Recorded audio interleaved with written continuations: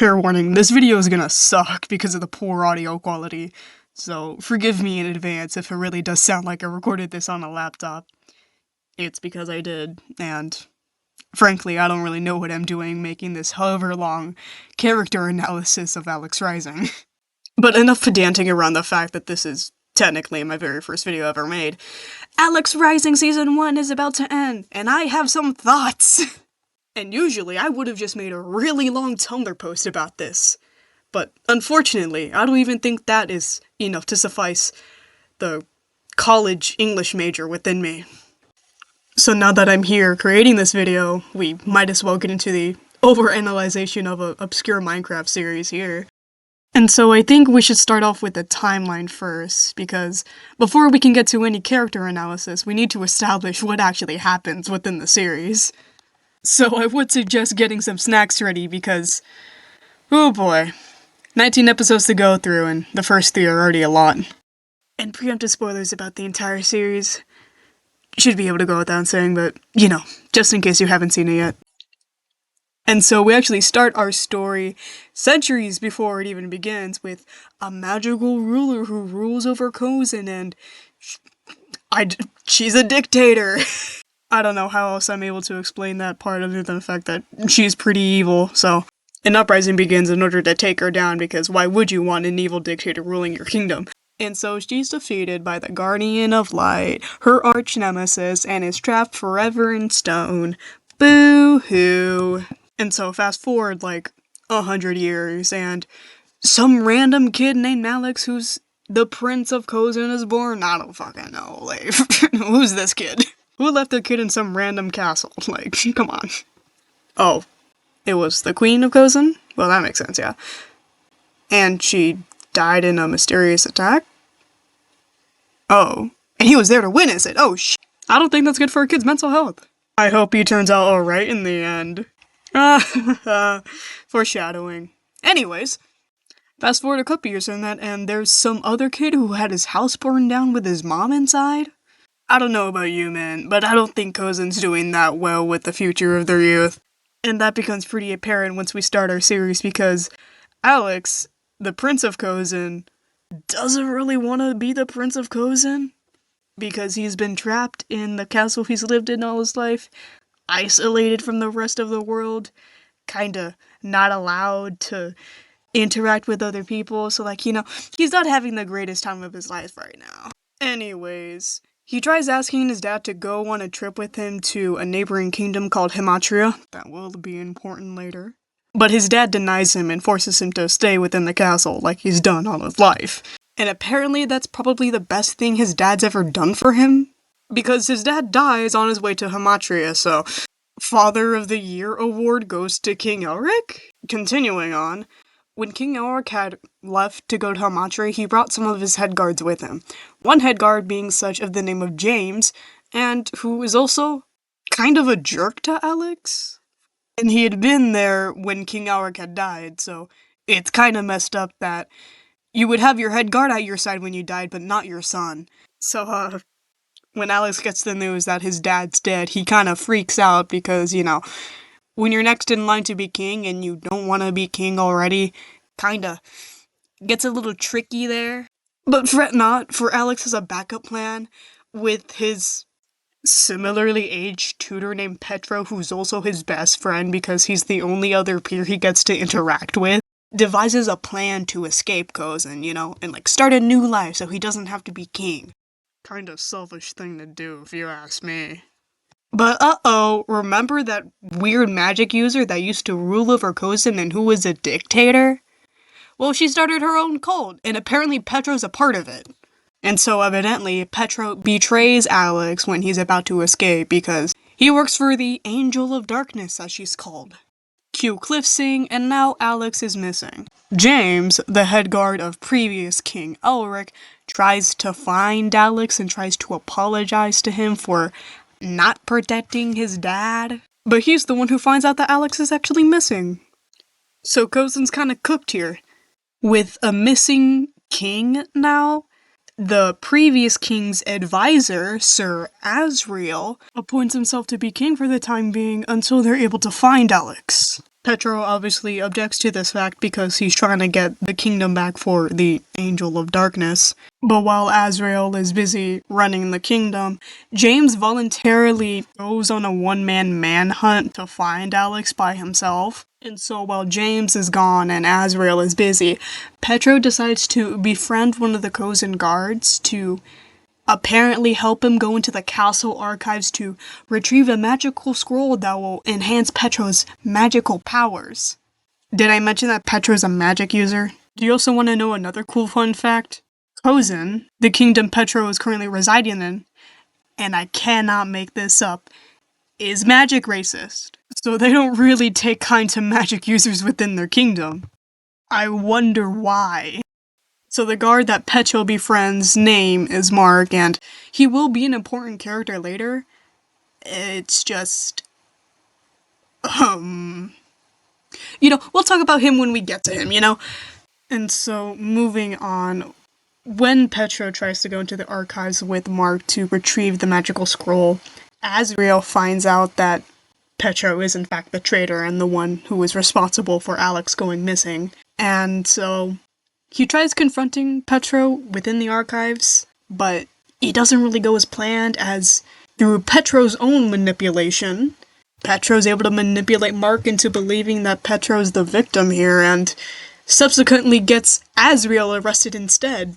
So with Azrael now gone, Petro now appoints himself to be ruler of Cozen. Now this is where we're going to be starting to switch gears for a moment, because up until this point, I've just been talking about Petro's storyline within the series. We technically go through 3 POVs within the series: Alux, Petros, and James. And so, surprise surprise, Alux isn't actually dead. When Petro had betrayed Alux and tried to kill him, he, instead of drowning within the river he was pushed into, he instead washed up on a shore within a place called the Rolling Hill Valleys and was taken in by a generous family called the Peppers family, and they helped him recover from such fatal wound. When residing within the Peppers family for the time being, Alux meets 2 people named Iris and Patches, and due to Alux's own generosity, they decide to invite him on their journey all the way to Orphic to meet up at a tavern called the Firebird Tavern, and to help set up for an event called the Honeybee Festival. And while on their way to Orphic to meet up at the Firebird Tavern, they get attacked in the middle of the night while camping by a group of bandits, and this is where something major happens. Alux gets hit pretty badly, and so, by the request of Patches, he reluctantly drinks a magical pink potion that is assumed to be a health potion, and this is where we discover that Alux is also a magic user. This was alluded to earlier when Alux was still with the Peppers family, and it was through the comment by the mother, Katie, of the fact that Alux had healed very quickly from his wound when he was betrayed. And I think it's safe to say right now within the video that it's most likely Alux's powers pertain to healing, or some sort of rejuvenation or creation of some kind. That's just one thing to keep in mind. Once Alux's powers are discovered, he is quickly drained of his energy, and so he is then taken to the Fiber Tavern to rest. That is where we meet the rest of the cast that we are going to be following for the rest of Alux's story to this point. Now we're going to be switching to James's POV. And I'm going to be completely honest, James's POV as of current is not all that interesting, other than the fact that he's being led on a wild goose chase. And he also manipulated a small child, so that's a little funny. But he's in Alux's grasp of finding him, but brother cannot get his papers in order. He cannot get his ducks lined up in a row. Anyways, back to Alux. Him and his gang of weirdos are setting up for the Honeybee Festival. Yay! There is this subplot of Iris, mentioned earlier, having a crush on Alux, but I don't really think that's important right now. But there is that, and it kind of does play into the story a little bit. I don't know. We'll see, because the story isn't technically finished yet. This is only episode 1 to 19. 20 is still in production. Okay, back to the juicy stuff. Switching back to Petro's perspective, he's the ruler of Cozen now. Azrael's arrested, And the guard that helped him arrest Azrael and enhance his powers is now his best friend and personal guard. Yay! This is where we learn that Petro had resurrected an entire army of magical stone guards within Kozin to kind of replace Kozin's human guards, and to also act as his henchmen for taking over Kozin. So there is that. And unfortunately, while listening to another guard complain about the stone guards, Mark calls Petro out on his very cocky and arrogant behavior as ruler, because he was acting very arrogant and cocky while he was ruler. And so Mark calls him out on it because he's kind of his best friend now, since Alux is gone, and Petro doesn't take too kind to that. Neither does the Wisp, which would be the Angel of Darkness. And so, and I cannot stress this enough, this is a really sad scene, and oh god, we're getting to this part. Remember when I said we talk about Mark when he gets to him? This is where we're gonna get to him, and oh god. Petro and Mark get into an argument, and the Wisp, the Angel of Darkness that Petro is serving, possesses Petro. That's the closest thing I can describe it to be. And like, she possesses Petro to control one of the stone guards to attack Mark. That attack ends up killing Mark.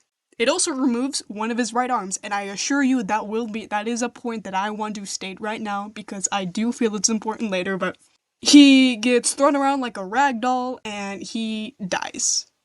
Not before comforting Petro before he dies, saying, "It's not your fault that I'm dying."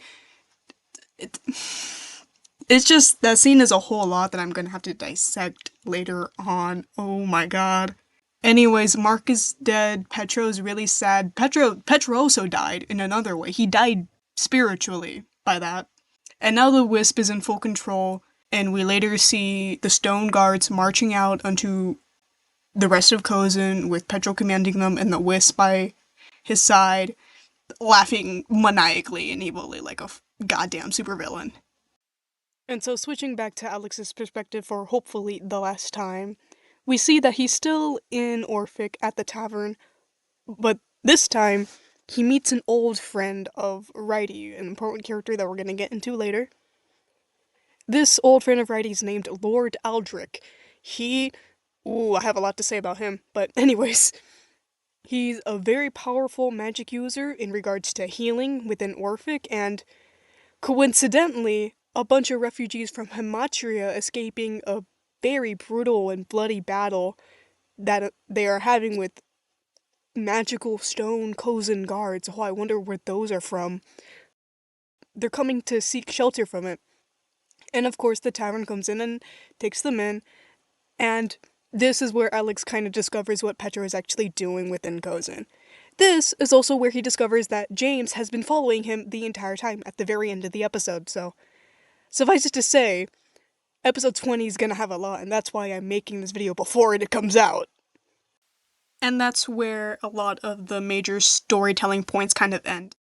I did have to exclude a lot of things from the story, or from the summary, just for the sake of brevity and for the sake of making the summary short, but now we're gonna be getting into the actual character analysis. You sat through like 12 minutes of me yapping about a timeline. Now we're gonna get into the actual meat and potatoes of this video. And I want to start off this analysis first by going back all the way to the very first episode.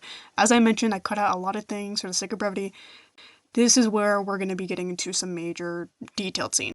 So in the beginning, in episode 1, Petro, Alux's tutor, decides to teach Alux a little bit about Kozin's history. And he teaches Alux about the Angel of Darkness, the Guardian of Light, and the whole war that ensued. And it's how Petro acts and behaves after he tells this entire story to Alux. I'm going to play you the clip so that you can get full context to what I'm trying to say. But it just doesn't seem right. Right or wrong, it's not really our place to say. We weren't there, so we don't know what they were going through. What do you mean? Think of it like this. To you, what they were doing was bad. But to others, they may respect them for pushing themselves to reach a goal that they desired and deserved. But all those people didn't have to get hurt for something they weren't a part of. and probably didn't want to be a part of. We can't pick roses without shedding a little blood. Nothing's perfect, but the result is beautiful. And just within the very first episode, we are essentially presented our entire story. Well, arguably the first half. If you have a keen eye, you might have been able to notice a few things within the short scene. Within the scene's time span, there's a distinct mood shift. From the anxiously exciting and captivating nature of storytelling, to a foreboding and slightly argumentative discussion of the story. And this is shown through the change of music as the scene goes on. Petro's facial expression shifting from one of attentiveness, of explaining something to Alux, to a more relaxed and even carried away expression, invoking feelings that indicate that, while explaining to Alux, he's off somewhere else. He looks at the book in some form of admiration, his eyes and eyebrows relaxing, gazing at it as he speaks of a perspective not considered by Alux. And it's the conversation that Alux and Petro are having that makes this scene all the more stranger. Within the story Petro told, he describes the Angel of Darkness to be a powerful and malicious ruler, capable of immense destruction and ruled through manipulation by, quote, getting into people's heads. The exciting war between the Angel and the Guardian of Light was vigorous and many were said to be lost to it. This description of Kozen's history would be accurate as far as we would know. But the conversation after this, the clip I played for you guys, it's Petro's response to Alux that really tells us who he is. When Alux states that the situation didn't seem right, Petro goes on to state, or rather, dismisses Alux's black and white statement of the Angel with the line, right or wrong, it's not really our place to say. We weren't there, so we don't know what they were going through. With this statement, Petro inadvertently casts doubt on the immorality of the Angel, trying to make it seem like, although one can have their opinion of such, no one can really say what the Angel was doing was wrong. Unless they were there. And of course, this statement can't be fully refuted by someone, as anyone from the time period of the Angel would be dead or senile at this point. And just as Alux described in the very beginning about Kozen's history and the story of the Angel not being right in a way, this specific scene in the very beginning of the episode clearly illustrates that there's something not right with Petro. As we go on within the conversation, Alux inquires as to what Petro really means by this, and Petro responds, quote, think of it like this. To you, what they were doing was bad. But to others, they may respect them for pushing themselves to reach a goal they desired and deserved. Within the context of this conversation being about the Angel of Darkness and what she did when she had rule over Kozen, it seems pretty odd with the fact that the Angel of Darkness is clearly described to be malicious by Petro's own words, yet he tries to shed light in the fact that maybe what she was doing wasn't all that bad. We at least can't say if it was, and maybe it's even respectable. And of course, hindsight being 2020, we would understand why he would probably say this. But within the moment of this episode, it's very strange for Petra to say this. We don't fully know the motive of the Angel, other than the fact that she most likely wants to take back control of her kingdom. But within the story itself, we don't even fully know why the Angel was ruler in the first place. Although we can assume was that she desired power. She was the most powerful magic ruler within the region, and so she took up the mantle of ruler.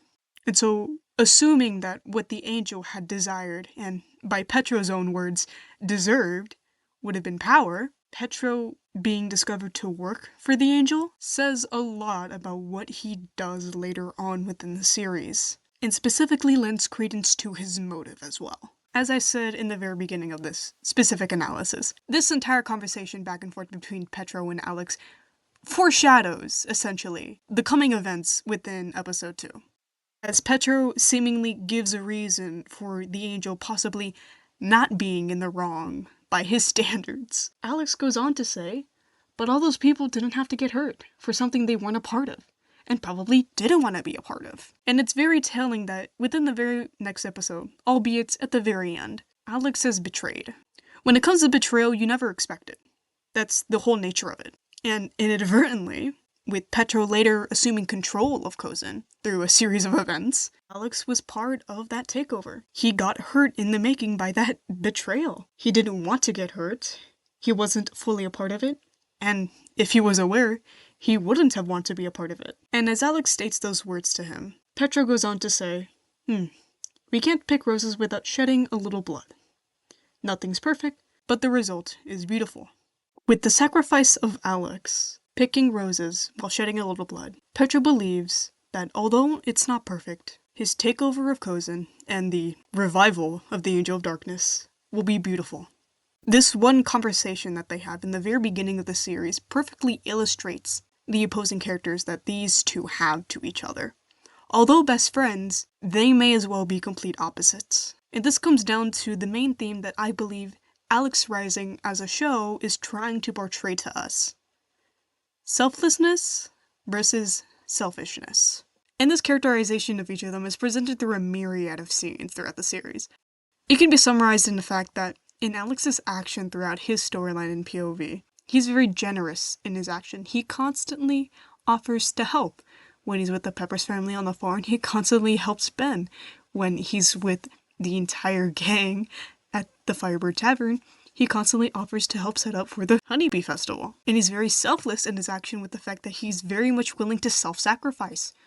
In the specific scene where he's heading to the Firebird Tavern with Iris and Patches, but gets attacked and is offered to drink a magic health potion, he initially refuses, in the fact that it was the only health potion that Iris and Patches had, and he didn't want to waste it for them. This is in immediate contrast to Petro's action. He is on a constant mission to essentially revive the angel. For what reason, we still don't necessarily know, but what we do know from his action is that he is willing to do anything to get what he needs for the angel. He's willing to manipulate Mark into believing him to get rid of Azrael. He's willing to send Mark on a mission to acquire the resources needed for a magic ritual to advance his own magical powers. He specifically does things for the angel, but he's inadvertently doing them for himself as well, as he is inadvertently tied to the angel. When he is confronted by a guard about the stone guards that he had revived, he is very arrogant in that seat, consumed by power in which the angel was most likely consumed during her time. And consistently throughout this, Petro only necessarily thinks about himself, especially during the argument that he has with Mark. When the guard had confronted Petro about the stone guards, he's offended and taken aback by the fact that Mark would even speak up at him. But there's one specific thing about Petro that doesn't automatically make him the villain. He's most definitely the antagonist of the story. But the true villain of this story? It is the Angel of Darkness. The subject presented as the Wisp throughout it. She is ultimately the one that has the control over Petro. She's the one doing things behind the scenes. And she's the one that's going to be revived and is going to take over Kozin. Due to this fact, Petro does not seem to be fully at fault for everything. Due to circumstance, he seems to be indebted or under the control of the Wisp, and either it be willingly or not, he is forced to do these horrible and selfish things. Although I do believe partially that this is for his own self-gain alone. What I believe to have happened was, for Petro to be in the specific situation of taking over Kozin for the angel, I believe that the Wisp had to promise Petro something. As we know, his mother had died in a fire, like Alux's mother when he was young. And so I believe, through coercion, and possibly even grooming, the Wisp had coaxed Petro into believing her, most likely promising him something. Either it be a home, a family, a world, whatever it was. And Petro believed it. Although, the sad backstory doesn't completely negate him from his crimes that he has committed so far. It's speculation, but it is something to consider, based on the context that we have within the series. And this brings me to my next point, the secondary message that Alux Rising seems to be communicating, whether intentionally or not. And it's what happens when a victim of abuse is given a support system, and when another is not. It's a very big parallel within the series of both Alux and Petro and the fact that they are very much traumatized. Both of them have seemingly suffered from the hands of their own parental figures, but in order to fully understand how Petro and Alux parallel each other, as well as tying into my previous point of Alux and Petro seeming to be the opposite ends of a spectrum, we should go through their character, what happened to them, and how it made them who they are first. Let's start with Alux first. In the terms of trauma, we know at least 3 different traumatic events that happened in his life. His mother's death, his isolation and neglect from his father, and Petro's betrayal. The 2 first being directly connected. Alux witnessing his mother's death most definitely affected him. Alux seems to be 5 to 7 years old in the memory we're given, so he may not be able to fully comprehend death at that point. But that brings me to my other point of what the effect witnessing death can have on a young child. The article Grief in Children by the American Academy of Child and Adolescent Psychiatry goes into detail about how a child reacts to death and how they grieve, as well as what an adult should do to aid the child in the grieving process. And this is where I want to highlight some sections in regards to Alux's character. Quote, "The person who has died was essential to the stability of the child's world, and anger is a natural reaction. The anger may be revealed through boisterous play, nightmares, irritability, or a variety of other behaviors. Often the child will show anger towards their surviving family members." End quote. It's telling that in the one and only interaction we see between Alux and his father, his only other surviving relative, Alux gets angry at him and brings up his mother as a counter-argument to his father's denial of Alux going with him to Hamatria. Another section from the article I want to highlight, quote, "Once children accept death, they are likely to display their feelings of sadness on and off over a long period of time, especially around special times such as birthdays or holidays, but also at unexpected moments. The surviving relative should spend as much time as possible with their child, making it clear that the child has permission to show his or her feelings openly or freely." End quote. And as we know from Alux's own statement, I wonder what I could have done to make father want to speak with me. Did he find out about what I've been doing? No, that can't be it, or I would have been dead by now. Maybe I said something wrong to one of the guards again, and they told father? Or does it have to do with our recent trades with Hamatria going wrong? There's been plenty of talk about how Hamatria has been threatening our kingdom for some reason.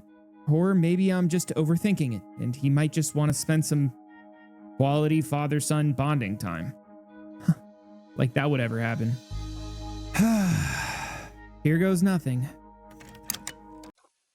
him and his father don't spend time together. By Alux's own insinuation of like that would ever happen when talking about spending time with his dad.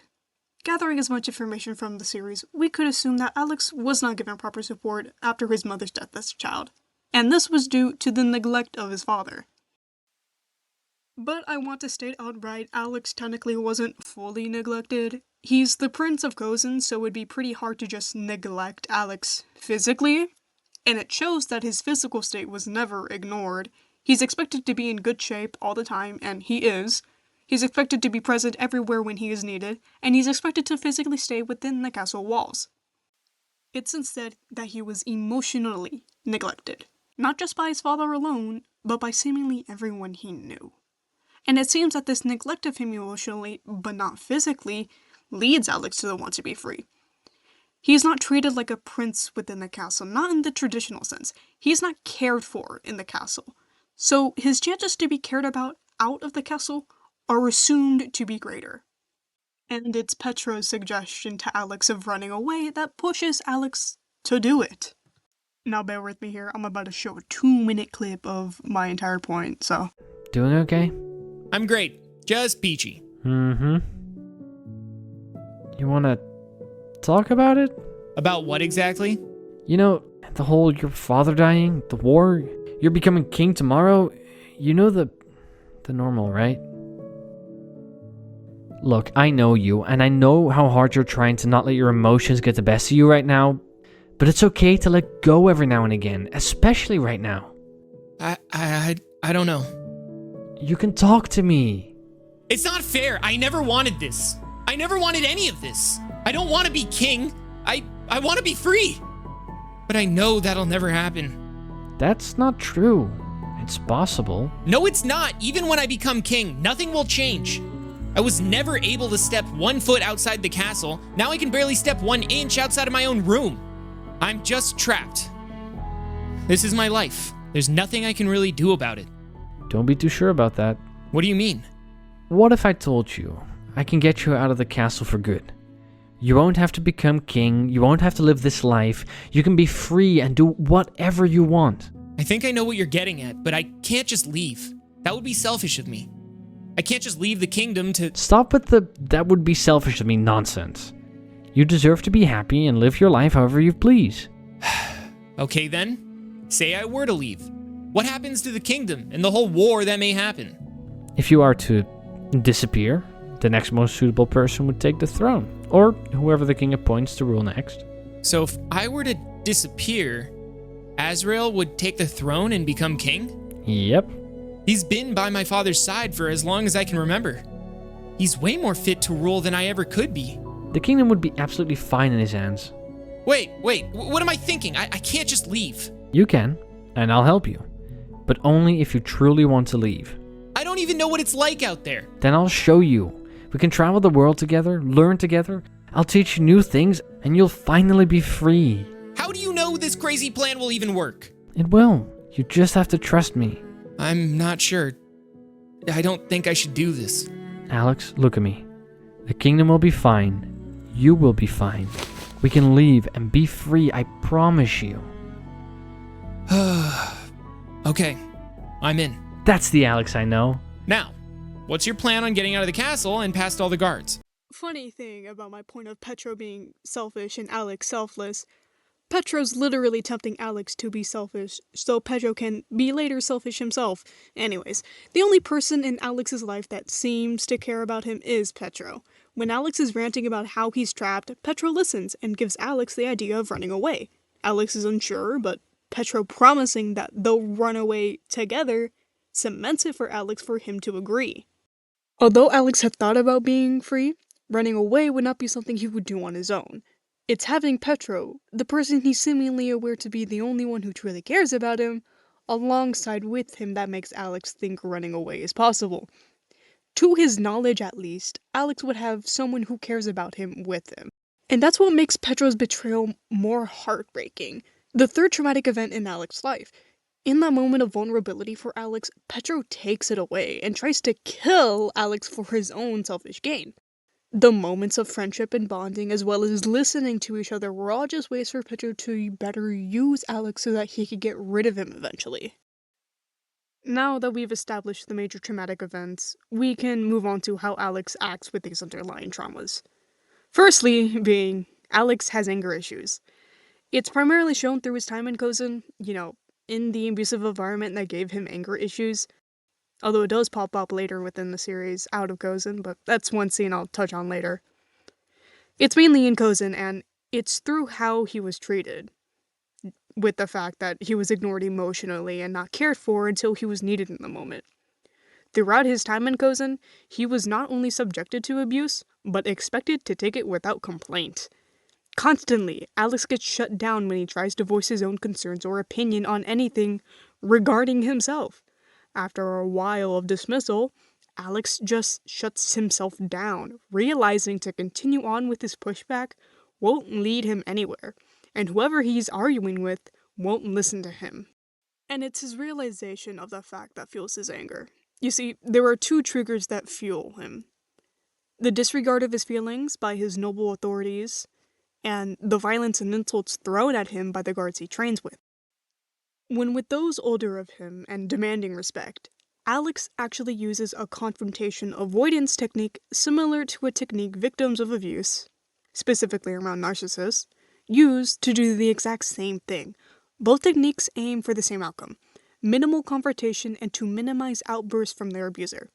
It's just that Alex executes it a bit differently. It's called Grey Rock. It's when you make yourself as uninteresting as a gray rock so your abuser, or just somebody you don't want to interact with, loses interest in conversation or confrontation with you. Alex executes this technique by immediately shutting himself down and agreeing with whoever or whatever is scolding him. It's to quicken the conversation until it ends so Alex can leave before he has an emotional outburst in front or at them. This is where anger grows and bubbles inside of him, bottled up until he can release it somewhere else. This is where Alex gets angry from the guards. When he's training, Alex will rant and become more aggressive as he's now engaged in a violent activity. And when tired, the guards will further aggravate him. The best instance of this happening is when training with a guard after Alex and his father's fight, and Alex's and James' entire relationship. To give actual evidence for the claim of Alex being needlessly abused, we can look to James. The first interaction Alex and James have that we see is James shoulder-checking Alex and pushing him down. This is later put into context when we get to see their second interaction, where Alex stops James before he can push Alex again. Based off the second interaction, we can tell that James is seemingly Alex's lifelong bully, constantly putting Alex down to push himself upwards, and this is shown through his dialogue. That trick only works once, you know? Yeah, I figured you wouldn't fall for it again.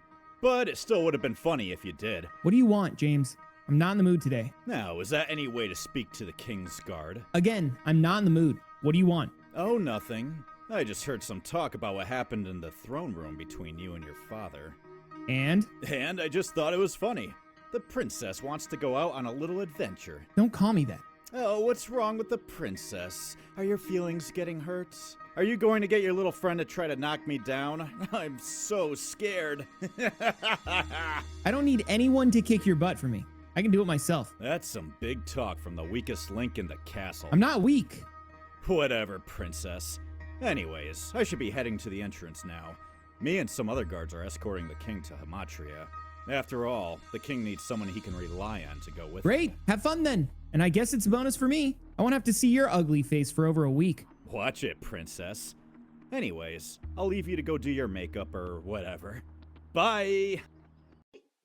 It's so obvious that I have to reiterate that even by the guards, Alux is not treated like a prince.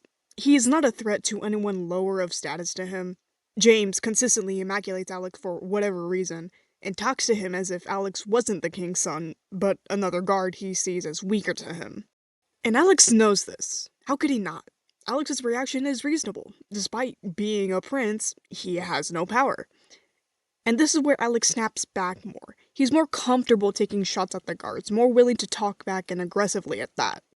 It seems like Alux has to stoop down to a guard's level of flaunting confidence and giving insults just to get them to stop berating him. And even then, Alux is in a lose-lose situation. When it comes to his anger and the people that cause it, he can't win. It's either get mad at his superiors and face their wrath for disrespecting them, or take it out on the guards while trying to simultaneously fend them off, just for them to tattletale on him for being aggressive and rude. Anyways, the point I'm trying to make is that, while in Kozan, Alux needs to put on a facade to effectively survive. That facade manifesting in anger outbursts and emotional shutdowns. Now, here's where we get to when Alux is out of Kozan. You know, out of the abusive and toxic environment that leads him to act and experience such negative emotion. You know. Due to magical properties that Alux possesses, and I'll get to that later, he doesn't die from Petra's betrayal. We instead see Alux in a new environment away from Kozan. He's with the Peppers family, and already just by his demeanor being outside of Kozan, this is where we get to the effects of being neglected for Alux. A study found within the National Library of Medicine under the National Center for Biotechnology Information, we find this quote from Consequences of Child Abuse and Neglect. Finding, abused and neglected children show behavioral and emotional difficulties that are consistent with the effects on the amygdala, such as internalizing problems, heightened anxiety, and emotional reactivity, and deficits in emotional processing. That right there. This paragraph and what it says is very important when talking about Alux and his behavior, especially when we get further into the series. While with the Peppers family, Alux seems to be doing alright. What is notable is that he gets happier or excited when he ventures out of the Peppers' home, when he goes out to the market with Ben and May, Ben's daughter. Before he fully leaves, he stops and just turns his head up to the sky and lets the sun beam on his face, probably taking him a deep sigh and just relaxing himself in that moment. We don't ever see him do that in Kozan. Wow, U.S.I, you made the brilliant connection of when Alux is not free, he's sad, but when he's free, he's happy. Heard your media literacy. Yeah, I know, obvious take, but this brings me to my next point about Alux's behavior. It's only really when he leaves the Peppers family, a place that gives him solace and peace from his past in Kozan, just for a moment in his life, to when meeting Iris and Patches and goes to the Firebird Tavern, is when we actually see the effects of his emotional neglect. My entire point is that Kozan is the reason Alux is so weird and emotional, and we see that when the story's plot progresses. It's when he's at the Firebird Tavern, touted as a safe haven or safe space for those who don't really fit into the norm. And this is where we see his trauma actually affect him. Alux, within the series so far, has one panic attack. I'll get to the reason why that attack happened, but I first need to address the rather important outburst that he had before it. And to relay back to the quote I mentioned earlier as well. Based off of the quote, we can expect Alux to show signs of someone who would, internalize problems, have heightened anxiety and emotional reactivity, and deficits in emotional processing. Alux shows all of these, and this all leads up to his panic attack. Alux shows all of this leading up to his attack and during the short outbursts of panic and breakdown. His outburst before came in episode 17 when Righty, the owner of the Fiber Tavern, asks to talk to Alux privately to confront Alux about his identity of being a lost runaway Prince of Kozin. How Righty was able to parse this fact was that apparently Alux had a picture of his family regarding him as a prince, and Righty found it, and so deduced that Alux was a runaway and decided to confront him about it. When Alux is put into this confrontation, he is so obviously scared, nervous, and uncomfortable during it, to a point when Righty outright states that he thinks Alux is a runaway prince, who is evading his responsibility, that's my point. And this is when Alux seems to crack. He first sounds angry and frustrated as he explains why he would leave Kozin as a prince in the first place. He recounts how he was abused and neglected, saying that he was punished for the smallest things, something that we haven't seen yet, and that nobody ever cared for him, something that we have seen. Not even his dad. But after that initial outburst, and Righty coming to the realization of why Alux is, well, himself at this point, Alux's demeanor shifts to a scared and afraid one, showing signs of timidness and submission. He says that he wanted to be free, he doesn't want to go back to Kozin, he just wants to have his own family. Like, do you know how badly you have to mess up as a parent to make your kid not consider you as an actual living family member? Okay, off topic. Then Alux goes on to say that I understand if you want me to leave now, and he begs for his secret identity of being a prince not to be revealed because he doesn't want to go back to Kozin.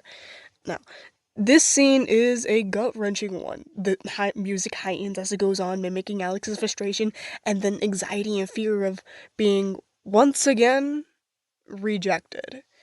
And before it can even be said whether or not Righty will say if Alux was not to return to the tavern, Alux goes ahead and rejects himself. In order to not feel that pain of being outcasted, he does it himself so that he can at least save face in the fact that he recognized his wrongdoings.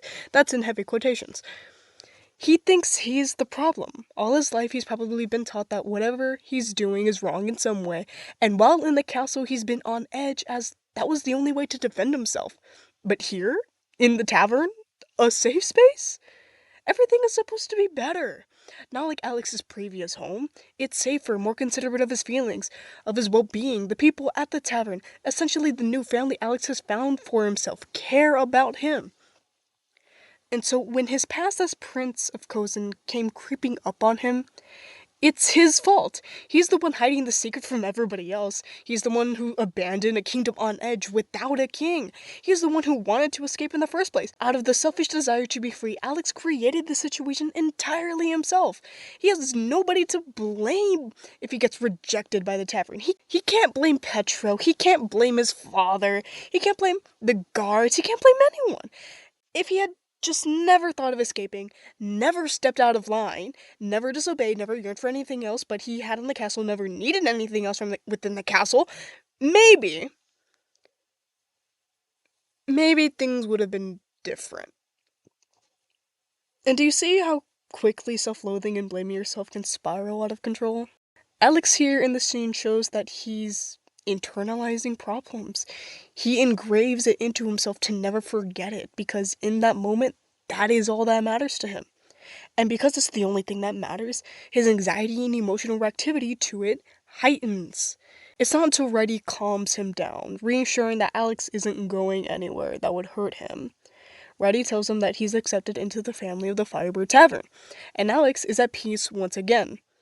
But only for like a day or two, because after meeting Aldrich, an old friend of Righty, and essentially becoming Aldrich's apprentice to further understand his own magic, 2 billion refugees from Hamatria come into Orphic from attack of the Magic Stone Guards and are sheltered in the tavern. I'm exaggerating a bit, but you know what I mean. This is where we get to Alux's panic attack. Yay! This is essentially my same point with Alux's previous meltdown, but with the added twist of the overarching theme of Alux Rising: selflessness versus selfishness. This panic attack comes from a guard of the Queen of Hamatria, informing what's going on between Hamatria and Kozin. Since Alux has been gone from Kozan, he does know that Petro's doing shady shit. And when he makes the connection when the guard describes the attacker controlling the stone guards, this is when Alux realizes he done fucked up wanting to be free. He outright calls himself selfish for wanting to be free and escaping when he has his breakdown. All the same points I made before can be applied to this scene. Alux thinks he's the problem, he blames himself, he has internalized problems, he heightened anxiety and emotional sensitivity about his current situation, all of it from a result of just, oh, I don't know, being the Prince of Kozan and abused. That's kind of the whole point of the specific character analysis of Alux, but the biggest and probably second most present theme of Alux Rising that I've mentioned before is the difference between when an abuse victim gets support and the opportunity to heal and when they don't. We're getting into Petra's analysis. Let's go! Okay. The significant difference between the situation Alux and Petro have are so obvious and present everywhere, sometimes even being paralleled throughout the story. And I need to emphasize, I've been doing all of this. Talking all this talk about how Alux was mistreated and actually abused, and how that abuse manifests in his behavior and in and out of Kozan. Petro's story, his abuse he's suffered. I don't mean to try and compare abuse victims to try and say someone suffered more in some way and so what they deserve more that the other abuse victim shouldn't be cared for about. That's not what I'm trying to say. That's not what I want to say. It's just that Petro, it's just the fact that maybe Petro didn't get to escape Kosa and his own abuser is what makes his situation much worse than Alex's. Because that's the thing. Alux is in the good situation here, the ideal situation. Petro? He's cooked. He's spoiler, pseudo spoiler, headcanon spoiler right now. He's either gonna turn to stone like his name implies, Petro, petrified, whatever, or he's gonna die. Or possessed. The latter's worse, actually, because in death, despite how much I actually hate this trope of tragic and traumatized characters, if he doesn't get out as soon as possible, death would be the ultimate release as he'd actually be free from the wisp. Wait, no, knowing her, she just reanimate his corpse. There's no good way out of him. There's no good way out for him. He's cooked. Okay, recouping myself together, the first point we need to make is the relationship the Wisp has with Petro. Despite the current moment of this video's release, nothing's been truly confirmed about Petro's backstory. I feel, through my own observation, that it would be safe to say that at the very least, the Wisp and Petro have an abusive and toxic mother and son dynamic. We know that Petro had lost his mother in a house fire at like 6 years old, and most likely has a similar backstory to Alux in the fact that he probably witnessed his mother's death directly, and that the Wisp, Angel of Darkness, if we were to speculate, we could say that Petro may have first found the Wisp while he was young, and pointed out by my lovely AR-oomed carved Robin or Ray, that the current form of the Wisp had possessed throughout the series is eerily similar to, like, the little blue fairy things. I think they're called Ailey's. They're, like, the opposite to, Vexes. They're the opposite to Vexes. I can't remember their name, but whatever. Going off script. She's essentially imitating these small, colorful, bubbly creatures. The fact that her form started out like this, but then slowly deteriorating into a more sinister and realistic form, may show actually how she got into Petro. Like, how she got him into her grasp. Playing a facade of a small, innocent, and even comforting creature for Petro to emotionally latch onto, now that the closest, and possibly the only loved one he has ever had, is now gone. And slowly, as Petro got older, he was raised with this worldview based on, drumroll please, oof, selfishness! Yay! Yeah, you're gonna have to get used to this overarching theme. It's present everywhere. Now, unfortunately, here is where we start to delve into some more disturbing themes.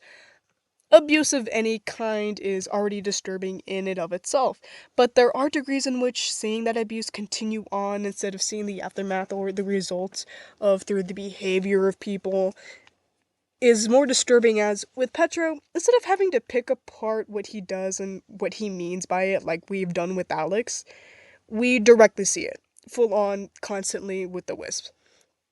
We don't need to infer what he's gone through to understand his action. We see why he does it. Now, we need to establish what abuse Petro is facing.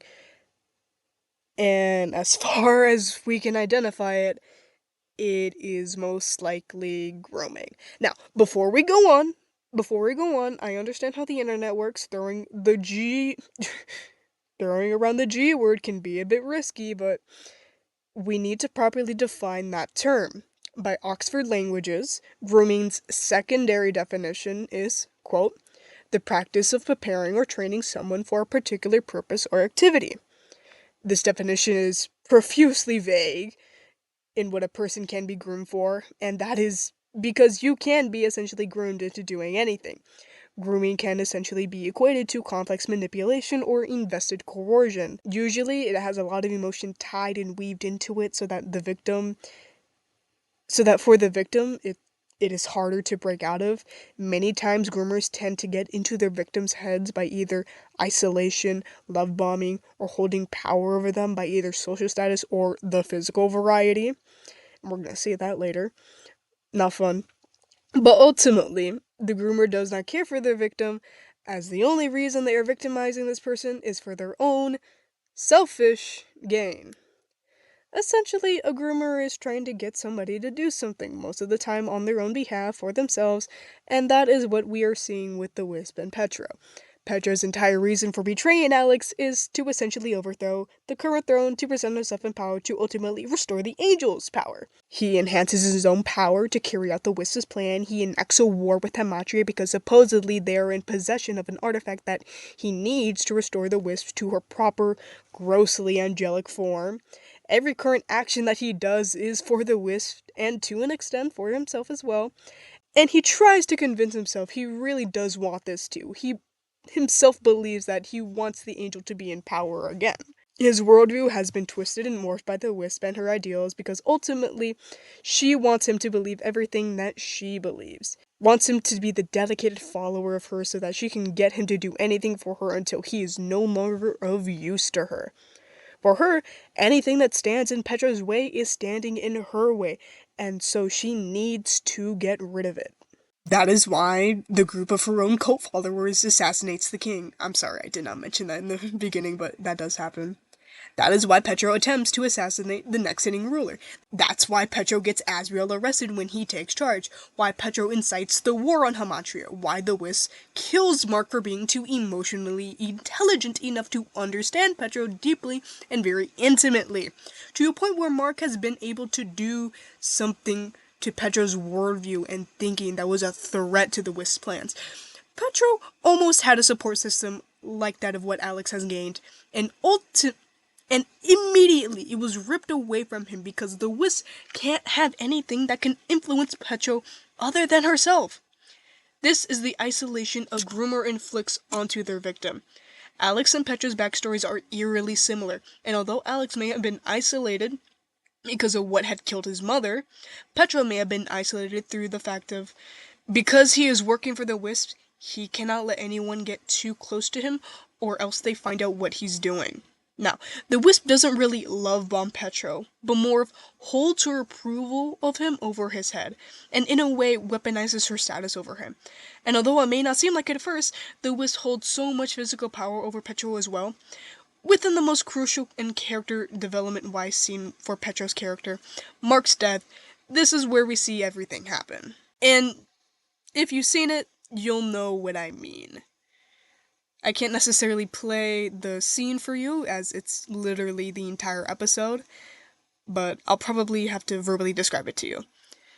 The scene starts out with Petro asking if the human guards have assimilated with the stone guards that he has revived, and comes to a confrontation with one of the human guards, claiming that the stone guards have been hurting people as they had been commanded to not let anybody out of their homes due to a curfew.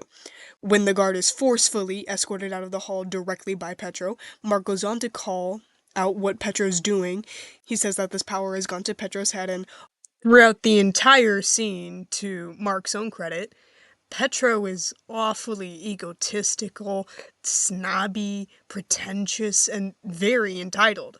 So much so that upon first watching it felt very out of character. But Petro has held this very selfish worldview since the beginning. Since he's now in charge, he believes that he cannot be slighted. How dare Mark speak up at him? How dare Mark, his personal royal guard and subject, criticize and disobey him? Call him power hungry and call into question his fit for rule?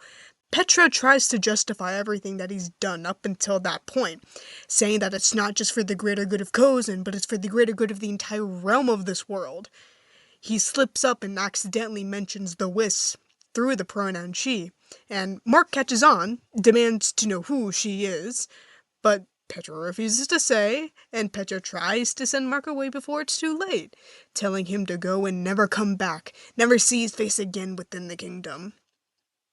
Sending away possibly the only person who truly knew him. But Mark, being the loyal guard that he is, refuses. He's very emotionally intelligent and he understands that something is going on with Petro and he wants to get to the bottom of it so that he can put a stop to it. Mark understands that whoever this she is, they're not somebody Petro should have around himself, and so he tries to confide in Petro, telling him that he needs to tell Mark himself. Mark is ready to defend Petro with life and limb from whoever the she is, and Petro says it's all him, and only him. He's the one who's doing everything and wants what he's trying to do. He pushes Mark away as Mark says he won't let go of Petro. He can't let go of Petro. He won't until he knows what's going on within Petro, what's hurting Petro. And then we see it. The U.S.I has enough of this conversation and takes everything into her own hands. She takes over Petro's mind and takes over one of the stone guards to attack Petro and Mark. Fortunately, and unfortunately, Mark saves Petro from the attack, but he also faces the full brunt of it. And this is the ultimate turning point for Petro's character. Now, I really need to sidetrack a bit and go on a rant about Petro and Mark. I swear, it's relevant to the greater point I am making, but it's been a thing of Mark and Petro have something more than the outwardly stated friendship they have. And while this sentiment has a lot of instances that contribute to one's own conclusion of such, and the fact that the director of the series seems to, at most, approves and endorses the ship, and at the very least is not bothered by it enough to consistently like ship art of it, there is some predictable pushback, stating that whatever is between Mark and Petro is just friendship. And honestly, it doesn't really matter what we can identify between Petro and Mark, whether or not it's purely platonic or has intentional or unintentional romantic undertones. What I know with my experience as love, as somebody who doesn't really experience it that much and has to ponder over it to understand, it's that whatever Mark and Petro's relationship is, it is strong, it is palpable, and it is oozing with love. At least from Mark's side. And love, in any form, is what Petro really needs. What he truly needs. The compassion and admiration, the unconditional and selfless action Mark does for Petro, care for him, talk to him, checking in on him. These are things Petro probably only experienced in fleeting moments, maybe with Alux, before everything happened. And for a person like Mark to be taken away from Petro, because Mark is truly one of the things the Wisps can't fully fight against. Unconditional, selfless, caring love for a person. It doesn't matter what kind it is. It can be love of a close and dear friend that will always be there for you no matter what's going on or when no one else is. It can be a love that runs deep-rooted in a man's heart for the one that he will always fight for.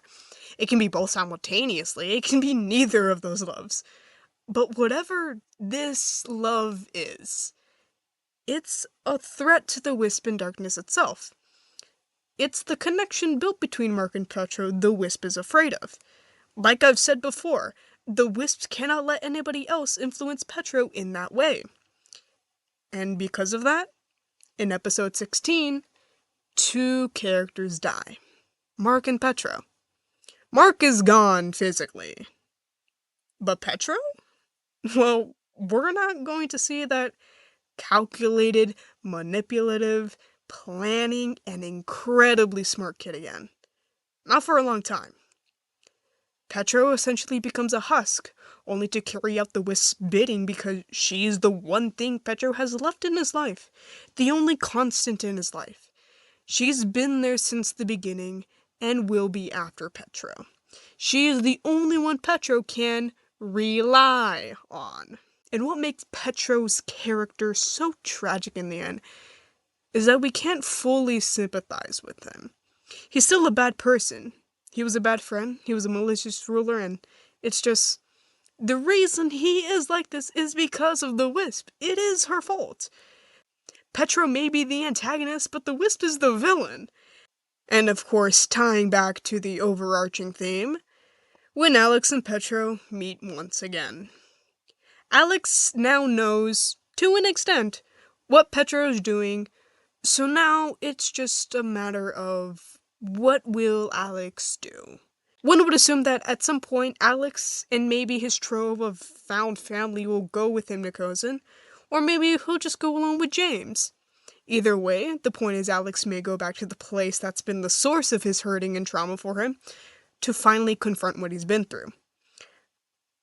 But he'd really only just be doing it to stop Petro. Alux's personality and character arc is about selflessness and selfishness and healing from the past. Not to feel guilty over your abusers and to move on. But why he ends up at the tavern and why Righty comforts him when the past comes back to him. The entire reason why he is convinced to run away from Cozen is to get away from the abuse and start a new life, letting go of his past so that he would stop hurting. So, to return to it? Dare I ask the question why? Well, I guess I'll dare to answer it. It's because he'll feel guilty if he doesn't.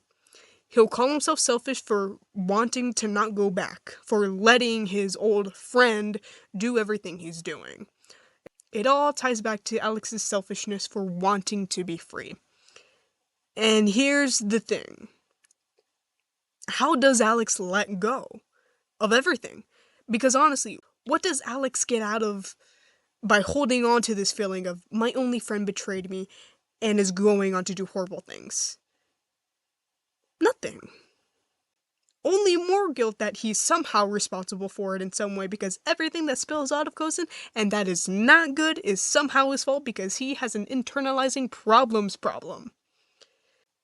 Him taking on the responsibility of taking down Petro because he was close to him and couldn't stop it in time and he needs to avenge himself will not do him any good for his mental health. Alux is going to try and rationalize why Petro is like this. He's going to find out about the Wisps and the connection to the Angel of Darkness, and he's going to have the realization that Petro's going to go off the deep end. He's going to want to try and save Petro. He's going to try and reason with him. But Petro's probably not going to budge. Because what if the Wisp is in total control now? Petro's doomed. And Alux is going to be staring at a walking corpse that regurgitates anything the Wisp says. A dead husk of a friend he never truly had. Alux doesn't deserve to bear witness to that picture. Alux's past is what hurts him, and Petro is part of that past. He's a part that's going to sink his jagged, rotting teeth into Alux's skin to cling onto him, and it's going to burn and tear at Alux, because Alux is still in the way. He's going to be a problem for Petro. Petro is going to be a problem for Alux. They're going to be each other's problem. This brings me to another point about Petro and Alux. Thinking about it, Petro seeing Alux again when they potentially meet might not do any good for Petro either. After Mark's death, he is gone. Petro is gone. The Wisp finished in her plan of conditioning and manipulating Petro into her total control. Seeing Alux again will more likely trigger the, oh no, the Wisp is going to kill me. Because seeing Alux alive isn't actually going to comfort Petro in any way. It's not in the fact that, oh my god, somebody that I know isn't actually dead, oh my god, they might save me. That's not gonna happen. Petro's not going to be happy to see Alux again. Petro killed Alux because he was in the way of the Wisp's plan. And when Alux comes back alive, Petro's probably gonna get the, you were so attached, and it makes you mess up everything. This is your fault. You didn't actually kill him because you didn't want to. You planned this. You're trying to sabotage me. Traitor, are you not loyal to me? I gave you everything. Type shit manipulation from the Wisp to break Petro down even further than humanly possible. There was no proper salvation for Alux's and Petro's relationship. And I must read it again. And honestly, how would Alux move on from Petro?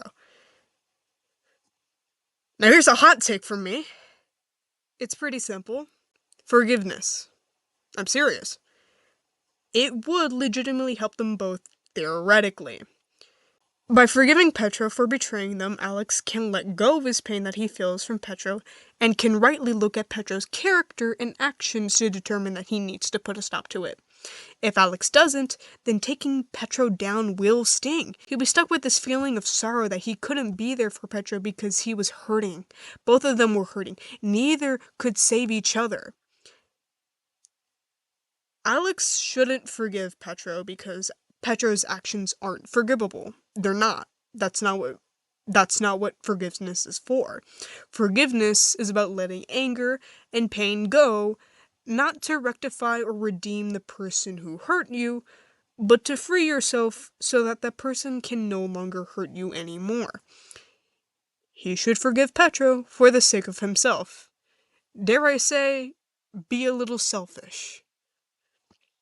And Petro can find solace in the fact that at least one person can forgive him.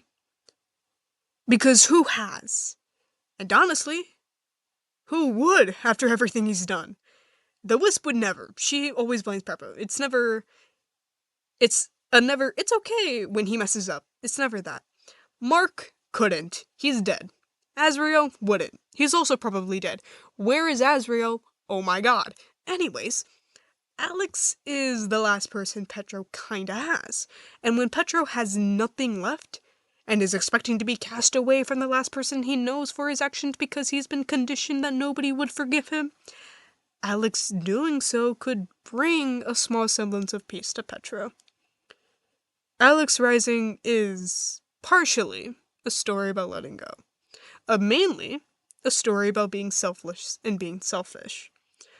Petro needs to be selfless and fully accept that he's done wrong for the sake of other people, and Alux needs to be selfish for the sake of his own.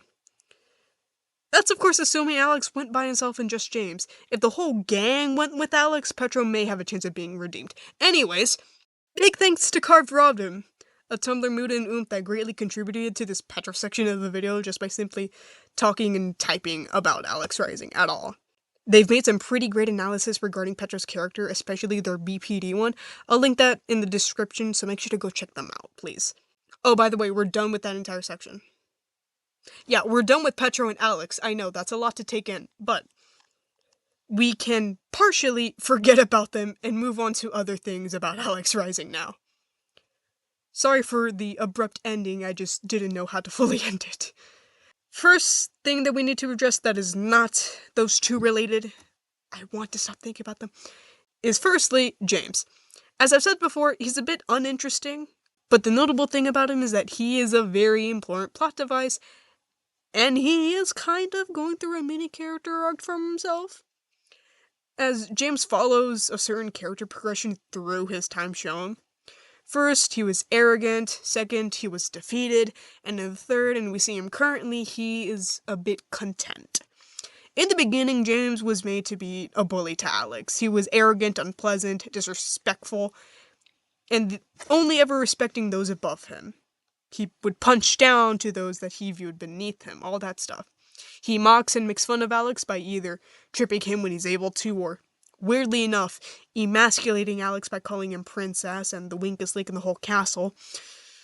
Bit strange. But it's clear that this bullying has been going on for a while, demonstrated by Alux's snappy comeback. But the next time we see Alux and James interacting, James is a completely different person. But the next time we see Alux and James interacting, James is a completely different person. James had a very swift tonal change in him.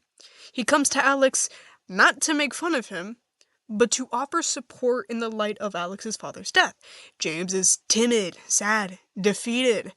It's apparent that the death of Elric broke James.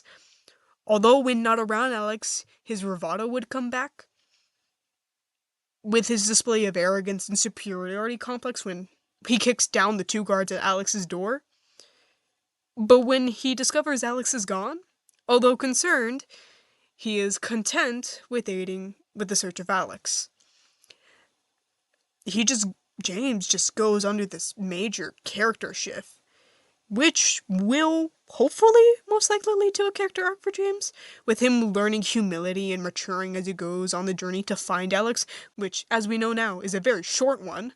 And this learning to be humble may even aid in his need to get Alux to go back with him to Cozen, which brings me to my next point. When James finds Alux, in which now he has already done, he will need to beg Alux to come back to Cozen with him. Alux will be stubborn and a hard ass when it comes to James. With their past with each other in mind, it's clear that when they meet again, it won't be friendly. They both have deep-rooted turmoil for each other, to James bullying Alux, to James taking the place of Alux when Elric died. Oh my goodness, this point. Essentially being in Alux's role of son when he died. I'm serious about this. Being the one to kneel and cry over the loss of Elric instead of Alux, and failing to protect Elric in Alux's eyes. Honestly, that was the man that bullied and insulted you for who knows how long, and is the one to not only be there when your dad died instead of you, but also the man that was supposed to protect your father when couldn't? Yeah, no wonder Alux kinda hates James. But in order to get Alux back to Cozen with him, James would have to show that he has grown and changed as a person to Alux. With that fact, although James can show empathy and shove his own wants and desires away to support someone else, he still reverts to his old ways of shoving and kicking someone down to get what he wants when he's not sad or distraught. I mean, he literally manipulates a small child so he can steal a horse, so he's clearly not over the fact that he's willing to sideline other people's potential needs for his own personal gain, but whatever. He's just trying his best to find Alux and help fix his own kingdom as it is clearly dear to him.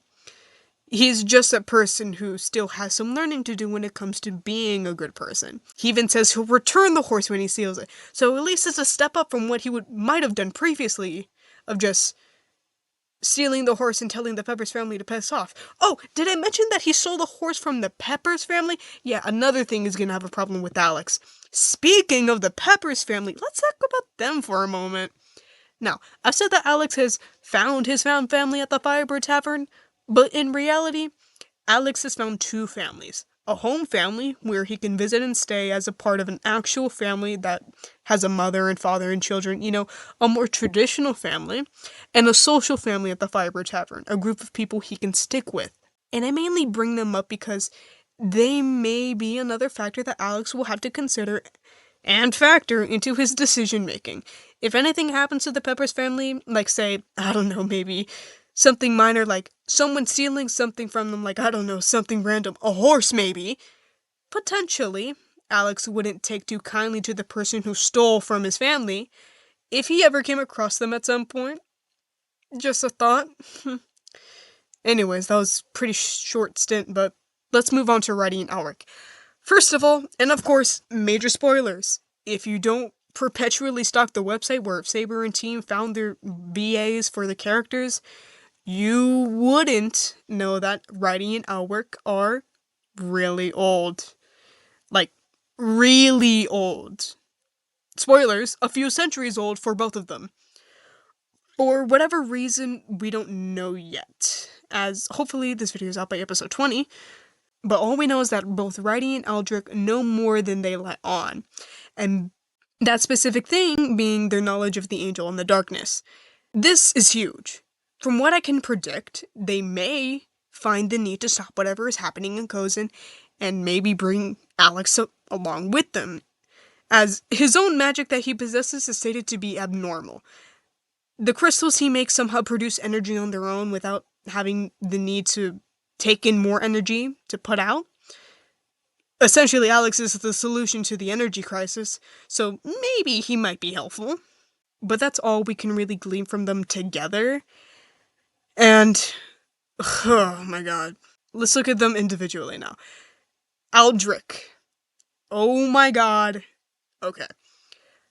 Aldrich's entire character is super suspicious. Not in the like he's secretly evil, no. It's that, first of all, his name, Aldrich, sounds suspiciously like Elric and Alux names smashed together. Aldrich's entire character design is green and gold, like Alux's. His eyes is green. The only characters within the series that have a significance to the lore and plot progression is Alux himself and his mom. He's a healer. He's the most powerful one, no less, in all of Orphic.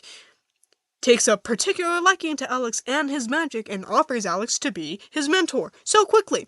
Not to mention, Alux thinks he knows Alux from somewhere. Yenna, Aldrich has a past with Alux. We just don't know what it is right now. Aldrich may reflect Alux in a way, like an older, wiser, freer, and happier version of himself. And of course, being mentored by Aldrich, it would help Alux to go down that right path of healing. Funny that Aldrich's a healer, just saying. And as for Ridey, you know how he lost that right arm? Yeah, I wonder how that happened. Now, bear with me, because now we're going to get into some speculatory territory that kind of has absolutely no evidence for it, but on how Ridey lost his arm. This is a far stretch to say, but since he's really old, he, maybe along with Aldrich, maybe have been old enough to have been there when the Angel and Guardian were fighting. I don't know. All we know is that they're pretty old. Just throwing that out there. But possibly going down this crack theory, maybe they even participated in the war. But even with that speculation, Ridey, when comforting Alux about his past, for some reason says he's been in a situation like Alux's before. Like, a situation of wanting to get away from an abusive environment? No, this has absolutely probably zero evidence, from what I know, but possibly, maybe, Ridey could have been a part of the cult Petro has found himself in within the Wisp and the Angel of Darkness. Again, no proof, just pure headcanon bullshit, but this is an interesting idea, and gives reason why Ridey would create a place like the Firebird Tavern in the first place, to be a safe haven. Honestly, just take it with an ungodly grain of salt. T infrastructure. Moving on. The rest of the characters, I mean, I can make mini videos on them, but there just isn't really much to say. I mean, they're just characters to enjoy the company of. They can be your favorite character to just watch. Well, I mean, Iris is 50-50, but, like, who knows? Who said that? Who said that? No, I mean, look. My only gripe with Iris is that she is an interesting character. But only if the writers know what they're doing with her. That's all I'm saying. I don't want to extend this video any longer than it already is, so all I'll say is that Iris, reading in between the lines of her dialogue and behavior, I have a mini essay on my Tumblr. I'm gonna link that down in the description if you want to read that, but reading in between the lines of her dialogue and behavior, one could possibly come to the conclusion that she may possibly be a victim of a degree of sexual assault. Take that with a grain of salt, take that with a grain of salt. And that heavily recontextualizes her character, along with the fact that she may be trying to deny or push down her trauma from such. Not confirmed, not headcanon. That's mainly from the Tumblr post that I'm going to link down in the description. I think you should maybe read it if you don't fully know what's going on with Iris. My only gripe would be that if the writers don't actually know what they're doing with her, then Iris may have a problem. It's nothing about her crush. That's fine. It can lead to an interesting storyline, but simply just observing the character. Having a crush on him wouldn't necessarily be a good thing for her mental health, just looking at it character-wise. It's clear that she's trying to deny and push it down like all of her other feelings, so, like, Iris needs to process a few things before she processes anything else. And Alux... Ooh, buddy, Alux...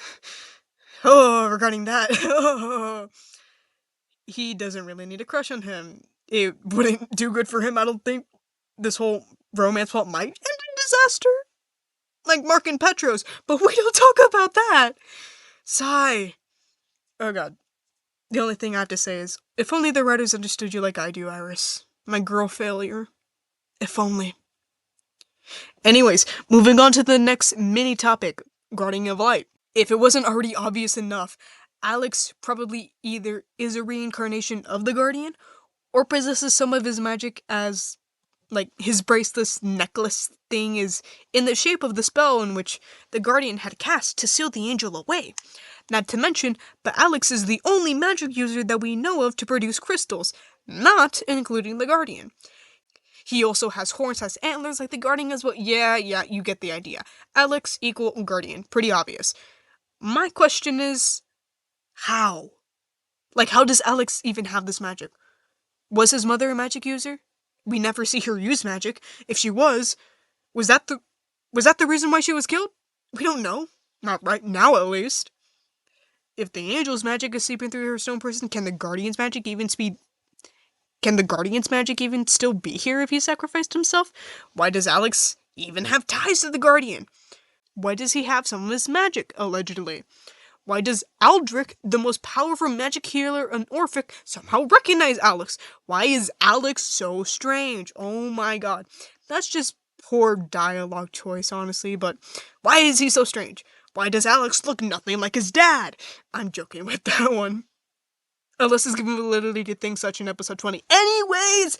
Yeah, it may or may not be safe to say Alux is some demigod of such, since his power is very unique, and may have been descended from a very powerful magic user akin to a god with the whole able to provide and create things without needing to waste something.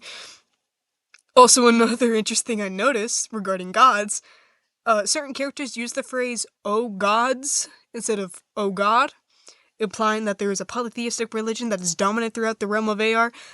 I don't know, I just think that's neat world building. It may come into play later on, I don't know, since it's religion, but it's cool.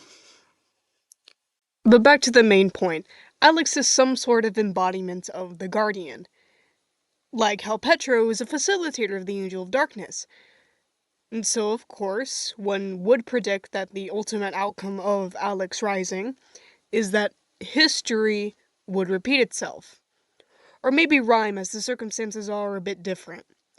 Now, how other characters will factor into the second war between light and darkness is yet to be determined.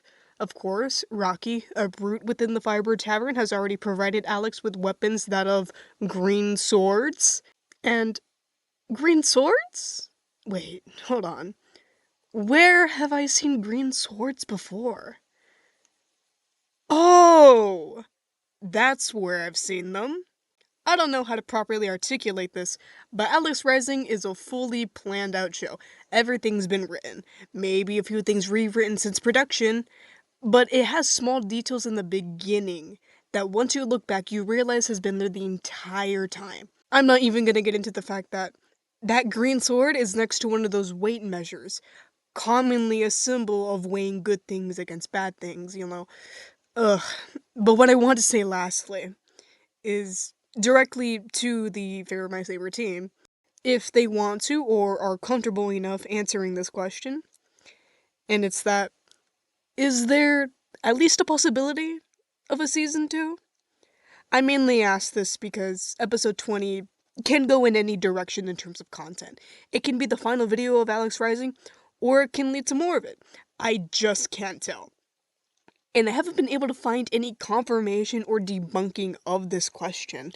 It's just, I honestly don't see how one video can answer any plot holes or character lore questions in the span of an hour and have it not feel like bad or rushed pacing. I just can't. Maybe I'm too used to the long stints of no uploads from Alux Rising and it instead feels like a slow burn when it's not. But in my personal opinion, I feel that Alux Rising should be just a little longer. I can understand if Saber and team just want episode 20 to be the end all of it. I can only assume they went through blockbuster mod hell to get the series finished, but I just at least want to know if more Alux Rising content is planned in the future. And what? Let me check through my notes. Shit. And I think that's all I really want to say. Regarding the rest of Alux Rising? Shit. Well, I'll make a second video once the 20th episode comes out, which will hopefully be on March 12th. So we can probably see some of the things I may have gotten right, some of the things I may have gotten wrong, and maybe even further expand character arcs and analysis once that episode comes out. But for right now, I think that's it. Wow, I actually finished the video! And it's over an hour long, oh god. Oh yeah, that's right, I probably didn't address this, but you get a new fucking sprite. This video took over the course of like 3 months to make. And not only that, but I think the video also fundamentally changed me as a person, so you get a new sprite. Hooray! As I mentioned at the very end of the Petro Alex section, there is my good Tumblr oomph Ray. And so once again, they greatly contributed just by simply existing. So again, go check them out. Not only do they have great analysis, but they also have great art as well. So of course, all the links in the description. I hope you enjoyed this video. I don't know how anybody would enjoy this kind of ramblings, but at least you stick to the end, which I thank you for greatly. And that should be everything I have to say within the outro. Alright, until the next addendum video that I'll have to inevitably make, goodbye? And please, episode 20 drop on March 12th. Drop on March 12th. Drop on March 12th, please!